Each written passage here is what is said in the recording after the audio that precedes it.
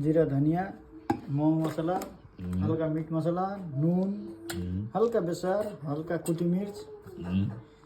chicken किमा के बन्दा गोभी प्याज लसुन हरियो खुर्सानी धनिया चाउल यो सबै भयो यसलाई यसरी अब मुछेर हल्का अब यसमा तेल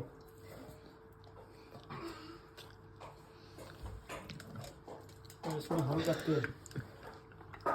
इंडिया में गर्छ नि भैया ये क्या है जीरा है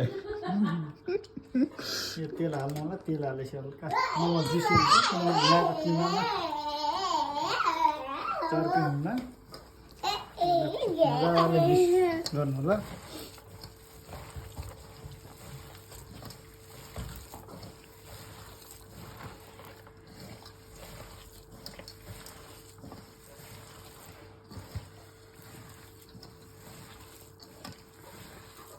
त्यसलाई स्टोभमा हाल्नु त्यसपछि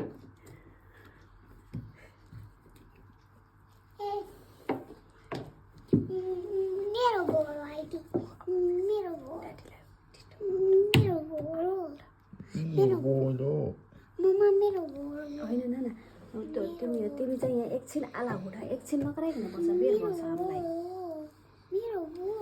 नाना ए नाना कहाँ हुन्छ त नि बेर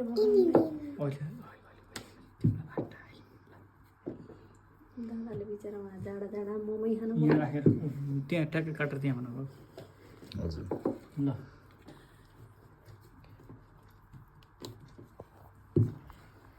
ल अब एकैछिनपछि स्टप भएपछि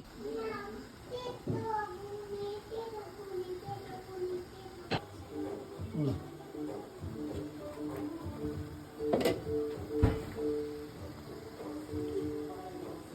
माथि काला नि हटाएर बाबु माथिको दुधतिर हट्नु